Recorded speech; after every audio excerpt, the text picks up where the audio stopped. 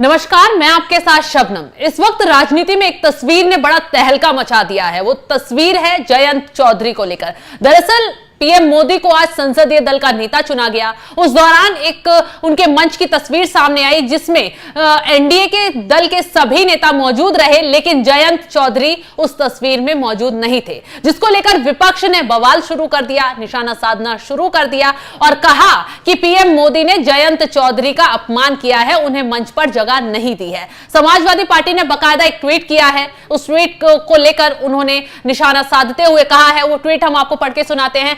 RLD party के मुखिया जयंत चौधरी को मंच पर स्थान तक नहीं दिया गया, जबकि उनकी 2 सीटें हैं, वहीं एक सीट वाले दलों के नेताओं को मंच पर साथ में बिठाया गया है। भाजपा की जाट समाज से नफरत और स्वर्गीय चौधरी चरण सिंह जी एवं चौधरी अजीत सिंह जी के प्रति नाटकीय झूठे सम्मान का भांडाफोड़ हो गया है। जयंत चौधरी जी अगर सच में किसान हितैषी हैं तो उन्हें एनडीए से दूरी बनानी चाहिए और किसान हितों पर भाजपा के खिलाफ आवाज उठानी चाहिए।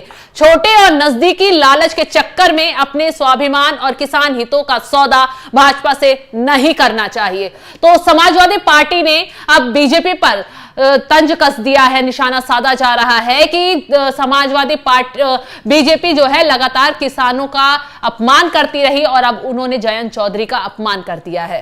तो अभिषेक, शबनम देखिए, जो फोटो, ये जो तस्वीर आप देख रहे हैं, ये ऊपर मंच की तस्वीर है। यहाँ प्रधानमंत्री मोदी, जहां ये चंद्रबाबू नायडू आपको दिख रहे हैं, यहाँ नरेंद्र मोदी बैठे थे, ये नीतीश कुमार, ये एकनाथ शिंदे, चिराग पासवान, जीतन राम मांझी और आपका अपना दल की जो नेता थी अनुप्रिया पटेल, वो बैठी थी। अनुप्रिया पटेल का एक सांसद है और उन्हें भी मंच पर जगह दी गई। अब जरा दूसरा फोटो दिखाइएगा।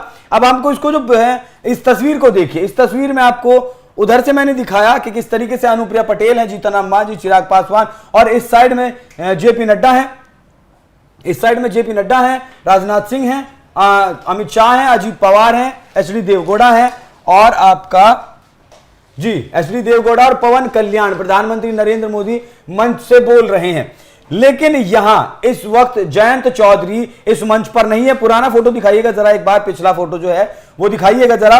ट्वीट करते हुए जो समाजवादी पार्टी ने फोटो पोस्ट किया है, वो यही फोटो पोस्ट किया है और इसमें आपको जयंत चौधरी दिख सकते हैं, कैसे वो आम सांसदों के बीच बैठे हैं, उन्हें मंच पर जगह नहीं दी गई है। अभिषेक, इसी बीच सिर्फ समाजवादी पार्टी ने ही नहीं, कांग्रेस ने भी बीजेपी पर तंज कसा है और बोला है कि जब नेताओं को तोड़ने की, किसी पार्टी के नेताओं को तोड़ने की बात आती है तो गुलदस्ते देकर उनका स्वागत किया जाता है, लेकिन जब मंच पर बिठाने की बात की जाती है तो बीजेपी दूसरे दलों के नेताओं का अपमान करती है। जिस तरीके से जयंत चौधरी का अपमान किया गया है, जयंत चौधरी को अभी भी सोच लेना चाहिए और उन्हें एनडीए का साथ छोड़कर इंडिया गठबंधन में एंट्री मार लेनी चाहिए। यानी कि अब अभी भी इंडिया गठबंधन उम्मीद में लगा है कि किसी तरह एनडीए के दलों को तोड़ा जाए, वो इंडिया गठबंधन में आ जाएं और माहौल बनाकर फिर से इंडिया गठबंधन की सरकार को लाने की कोशिश की जाए। देखिए शबनम, 233 जो हैं सांसद हैं इंडिया गठबंधन के पास, अगर प्लस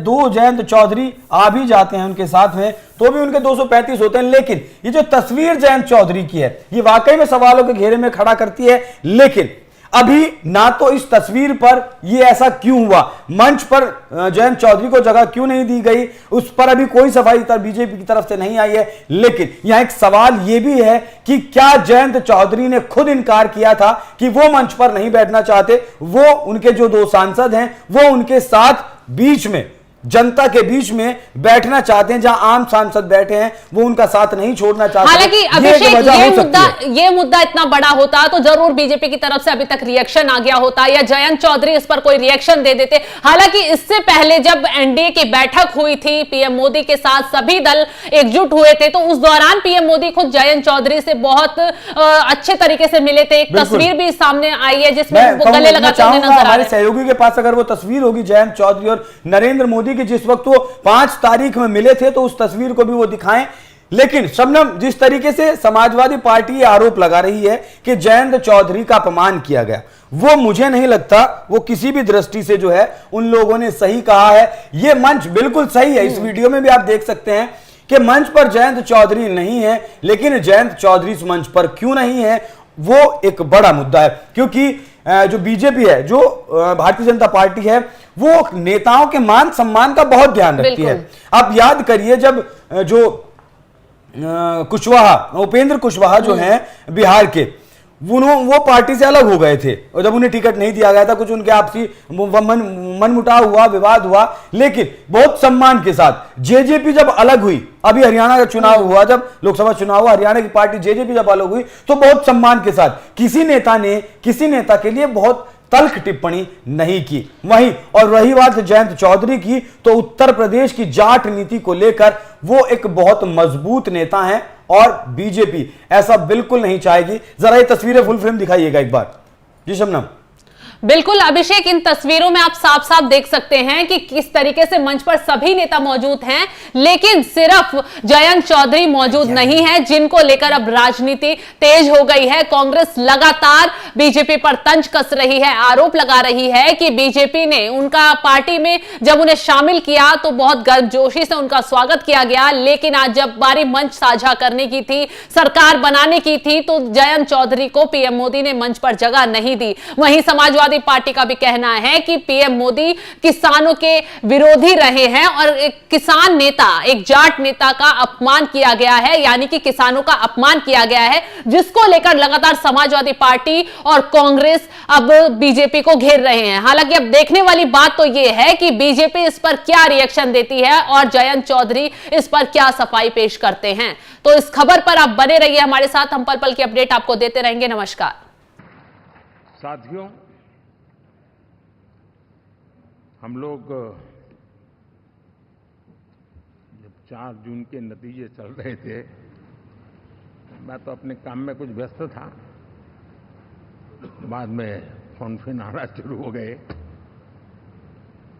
तो मैंने किसी को पूछा, यार ये तो ठीक है आंकड़े वांकड़े, तो मुझे ये बताओ कि ईवीएम जिंदा है कि मर गया।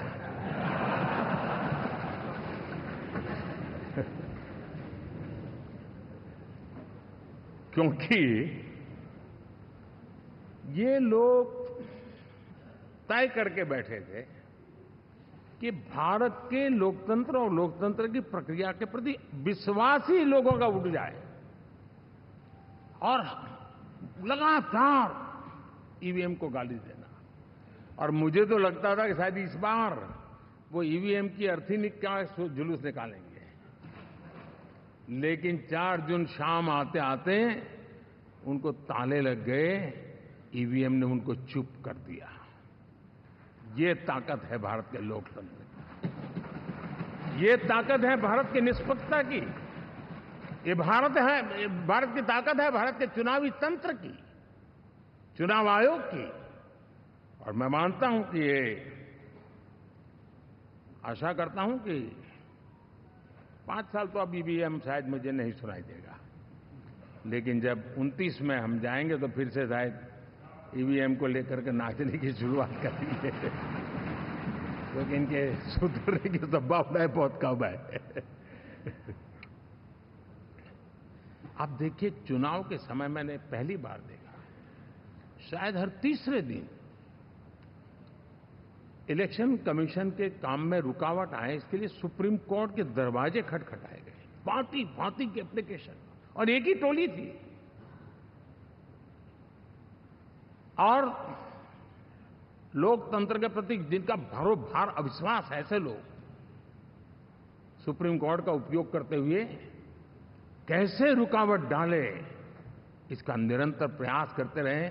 और चुनाव आयोग की ताकत का एक बड़ा हिस्सा अदालतों में, इस पीक आवर्स में, चुनाव के पीक आवर्स में,